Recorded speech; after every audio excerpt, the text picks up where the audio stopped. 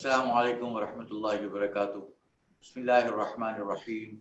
Nahmaduhu wa nusalli ala Rasulil Kareem. Amma ba'd. First of all, I'm really thankful to my colleagues in Mizan Bank, especially Ahmed Ali Siddiqui, Mufti Naveed Alam, and my other colleagues who arranged that webinar and to deliver this very important subject on the uh, business in Islamic finance as well as halal business. So, inshallah, I will deliver that presentation.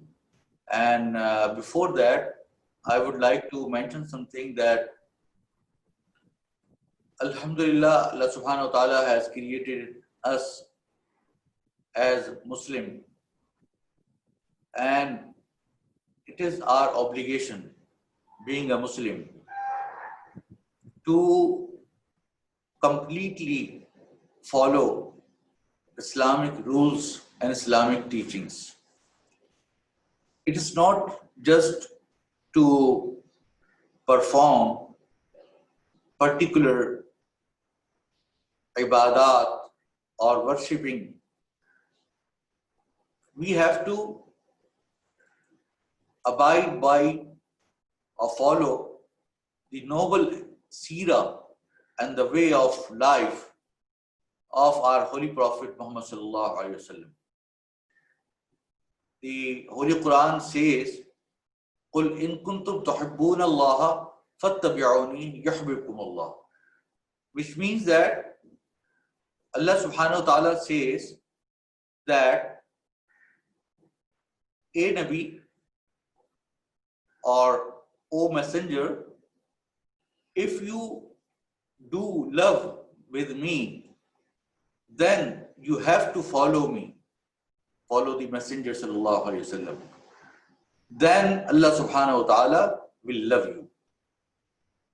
So the Allah's love is conditionalized, or it's subject to the following of the seerah of the Holy Prophet sallallahu alaihi wasallam. And if we see the seerah of the Holy Prophet sallallahu alaihi wasallam, we see that the Holy Prophet sallallahu alaihi wasallam and his companions, and then tabi'een and many fuqaha, they were not only Muslim by worshipping, they were Muslim in by all means, by their beliefs, by their worships, by their all transactions, all businesses, all their civil matters, or all their ethics.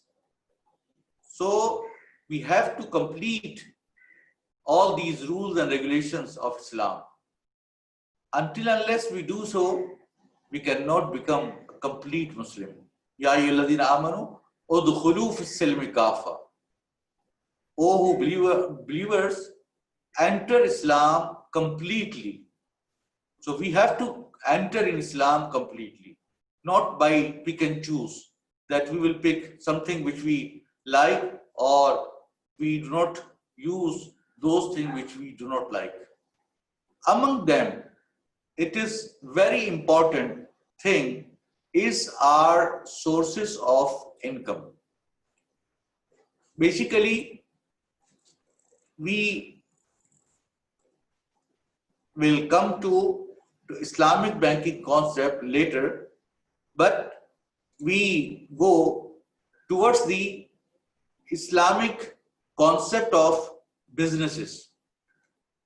You know that it is very much important to know that our Holy Prophet Muhammad sallallahu alaihi wasallam was very good businessman. I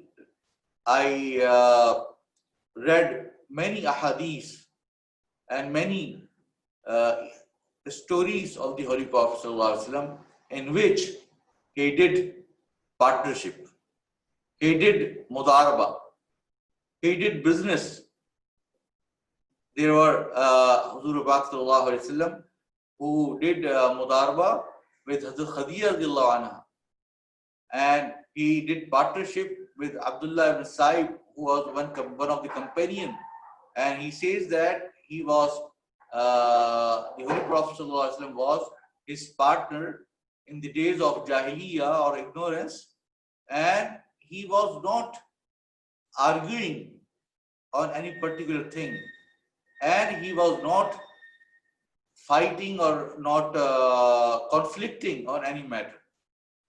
So it was the feature or speciality of the Holy Prophet ﷺ that he was in his partnership, he was very fair, very kind, and all his businesses, whenever he want to sell or when he want to borrow, so or he entered into a then transaction or debt transaction, he used to pay more or earlier. Kana ahsanu qada'an. The Holy Prophet ﷺ was very good to pay off, to pay higher amount. If you know that usually if we borrow any amount and we are indebted into a debt, and if it is stipulated in the contract that we are going to pay a higher amount, it's riba. But if it's not the case, a person has given a qarja hasana to another one, and the other party paying by himself voluntary basis extra amount, it is even sawab, it's even rewardable. Otherwise, it is stipulated in the contract, it would become riba and sinful. So now we come to this topic that to see that how Islam gives emphasis and importance towards the business and especially permissibility of halal business, importance of the permissibility, permissible transactions. The first ayah of the Holy Quran, which you can see in the presentation slide, that Allah subhanahu wa ta'ala has mentioned that ahallallahu al-bay'a wa harrama riba, that Allah has permitted trade and prohibited riba. So Allah tabarak ta'ala ने बैع को हलाल करार दिया है और रिबा को हराम करार दिया है. So बैع means all types of sale, whether you enter into murabaha, musawama, simple बैع or बैع salam, बैع istisna. So there are numerous types of sale which are allowed by Sharia, and only one thing which is not allowed, it is riba.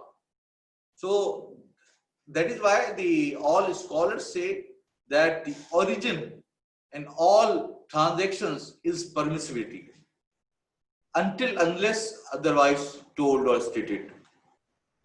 So that is why all types of sale are allowed, provided that all the conditions of sale are abide by, or we have to follow these conditions.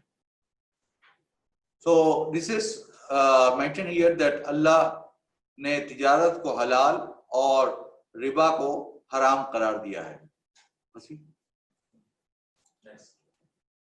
Yes. Now we come to some ahadith of the Holy Prophet Sallallahu Alaihi Wasallam regarding the trade in Sharia compliant way. There is a very famous hadith of the Holy Prophet Sallallahu Alaihi Wasallam which says that at-tajir saduqul amin ma'an nabiyyin wa siddiqeen wa shuhada, that an honest and trustworthy trader on the day of judgment will be among the prophets, siddiqeen, truthful people, and martyrs, shuhada. So it is very, very important hadith which says that although or even if we do all these trade and we are busy completely into our trade, but at the same time, if we are doing this trade with complete amana, with complete trust, with complete credibility, and with complete truthfulness, then on the day of judgment, inshallah, we will be basically with the prophets as well as Siddiqeen as well as Shuhada. It's really very important to know that how much rewardable is that. Even it is not told that you are being with the Sufiya Kiram, with Fuqaha Kiram, with Ulama Kiram. It is said that you will be with prophets or Siddiqeen or martyrs. So, which is the highest degree in the Jannah. So, who can be with the prophets? It is really thinking, it's a matter of thinking for us. Secondly, indeed the honest and truthful trader shall be under the shade of throne of Allah on the day of Qiyamah. It's another hadith. And the Prophet ﷺ once said that Allah subhanahu wa ta'ala has stated that he will become a partner in business between two partners until they indulge in cheating or breach of trust. It means that Allah subhanahu wa ta'ala becomes third partner between two partners if they do this business, their business with complete amana, with complete sadaqat and complete prudence. If they don't do, then Allah subhanahu wa ta'ala will not be with them. So until they are engaged in cheating or breach, Allah subhanahu wa ta'ala will be with them. There is another hadith about that, Yadullahi ala shuraka ma lam yakhur ahaduhuma, that Allah supports with the partners unless they are engaged in any breach of contract or mistrust or misrepresentation or anything like that.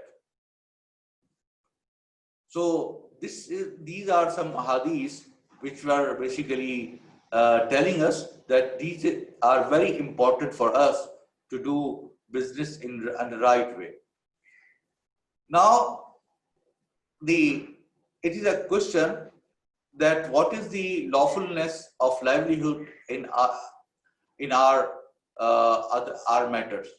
So this is, that there is a very important hadith of the Holy Prophet ﷺ that talabu kasbil halali fariidatun min ba'd al-fara'id, that to seek their livelihood is obligation after the other obligations as well. So, like for example, we perform the prayer. So after prayer and we perform all these prayers and worships, we have to do these obligations of seeking livelihood or kasb halal. It is important that once the companions of Sa'ad ibn Abi Waqqas radiallahu ta'ala anhu asked the messenger of Allah, "O Allah's messenger, pray for me to Allah that He makes me the one whose prayer are accepted." Upon this, the Holy Prophet ﷺ commented, "O Sa'ad, make your food halal and your prayer will be accepted." It's very important that unless our food is halal, it's not halal, our prayers are not accepted. If we make our completely halal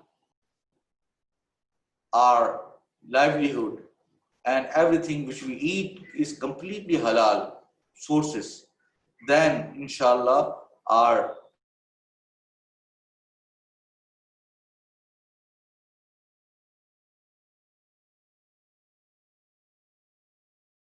accept the supplications,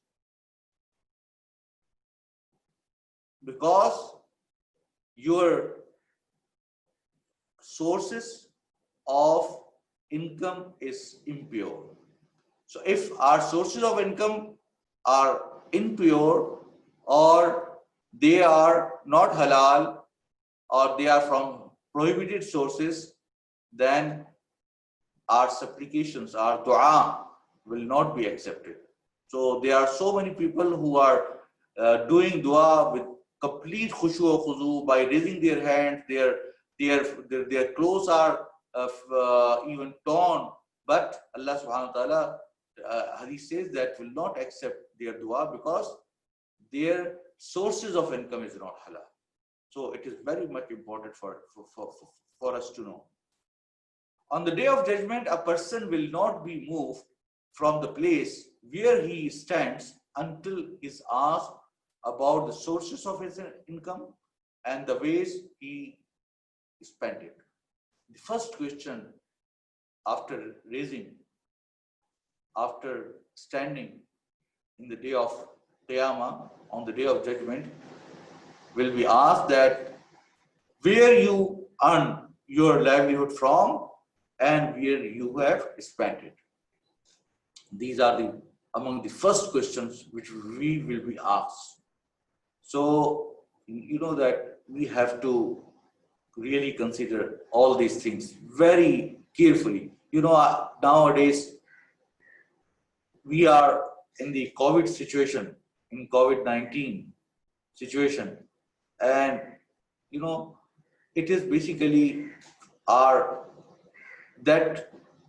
you can say that it is our examination for us, that whether we go towards Allah subhanahu wa ta'ala in this, after seeing all this, that Allah subhanahu wa ta'ala has so powerful that everyone is stopped in their homes. They cannot do trade, they cannot travel, they cannot do anything, even they cannot meet, they cannot be socialized.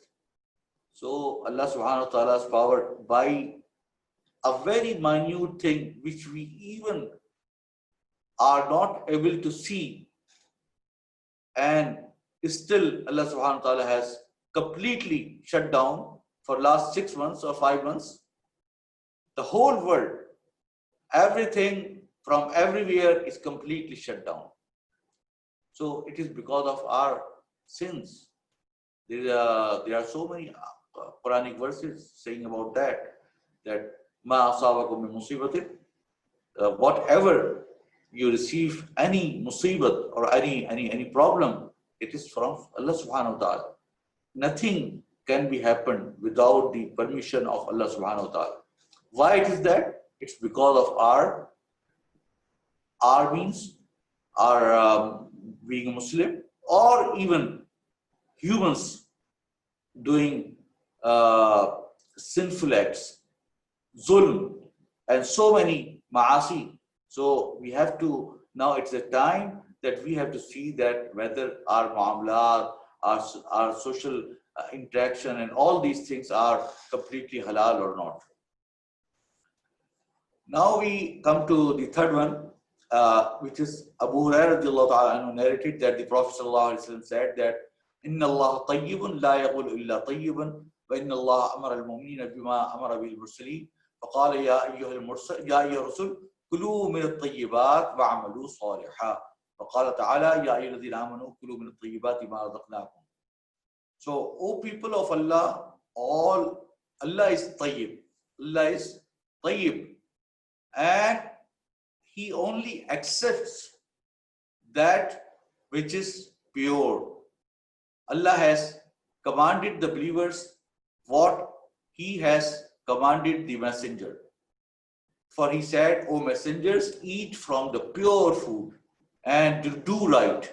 And He said, O you believers, eat from the pure and good food which have given to you. So, tayyibat means which is completely pure, not from impure sources. Anything which has been earned by impure sources, it is completely impure for us. So we have to So that is why the my grandfather has mentioned in his book that Allah subhanahu wa ta'ala mentioned in the Holy Quran sometimes about rizq, that these are tayyibat, these are very pure things, and this is fadl, this is blessing. But on the other hand, Allah subhanahu wa ta'ala has mentioned sometimes that these are enemy for you, these are fitna. So what is the difference? That if they are pure, they are from pure sources and pure way and halal way, then it will become tayyib. La ba'sa bil ghina liman ittaqallah azza wa jal. If a person is pious, then there is no harm to become a very rich. There were so many rich people, but at the same time, they were they know that how to make their money in through halal ways. Now we come to this point that, as I mentioned earlier, that we should avoid all impure sources. It's very wide topic to see that which are halal sources or which are haram sources, and you know that for completely knowing that we have to study a lot, or we should be accompanied by some scholars or fuqaha ikram who knows these matters very rightly. But as a student, if we want to know a brief summary that what is allowed and what is not allowed, we can say easily or point out three basic things which are not allowed by Sharia. The first one is riba or interest. The second one is maisir and gambling. And the third one is uncertainty. So basically, if we avoid by only these three things, all others are completely allowed by Islam. The first one is that riba. Riba, we know that riba has two kinds: riba al-fadl, riba al-nasiya, and riba al-fadl. Riba al-nasiya is that every debt which draws any interest, any profit, any excess is riba. So this is riba al-nasiya.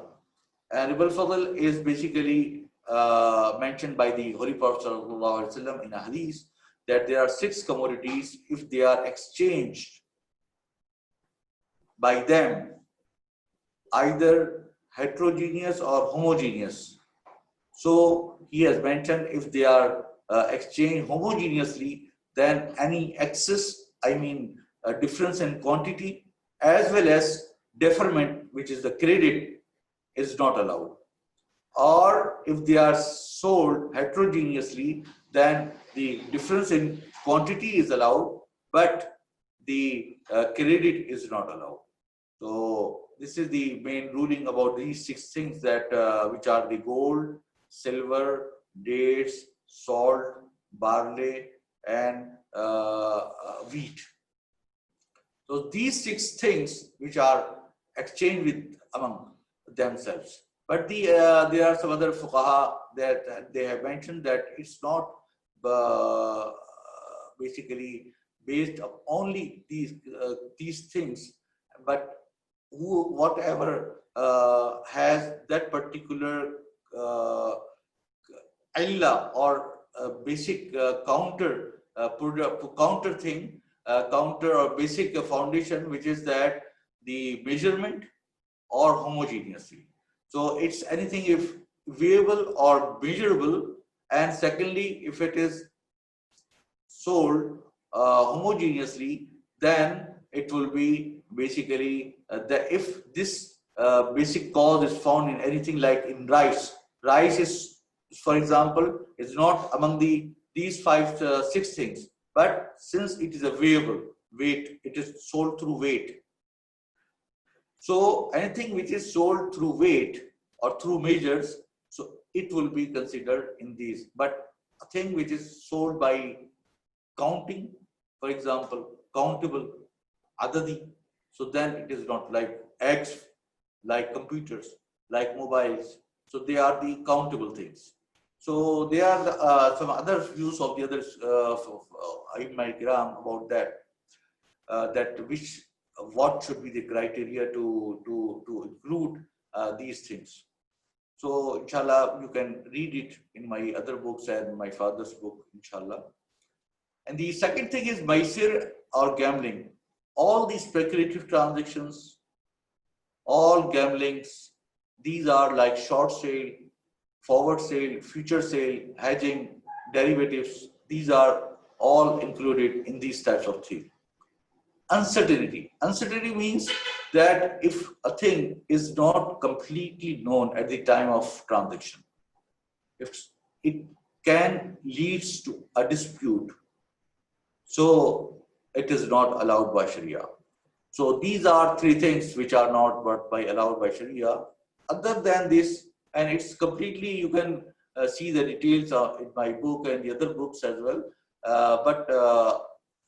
To just briefly, I have mentioned here that these three things are not allowed, and besides all, every transaction should be allowed. Now we come to the separately in these things, the individuals of these three lenders also many contracts and arrangements as an Islamic or unlawful. For instance, any excess on principal in loan, sale of debt, future sale, forward sale, sale without possession or risk, sale without ownership, sale of any specified goods or assets, sale of bonds or purchasing bonds, T-bills, conventional mortgage system because it's also engaged in interest, conventional deeds, it's also engaged in interest, insurance, it's involved maisir or gharar, so and interest also. So these things having either interest or maisir or uncertainty, or two of them or three of them, or compound all of them. So these are not allowed transactions.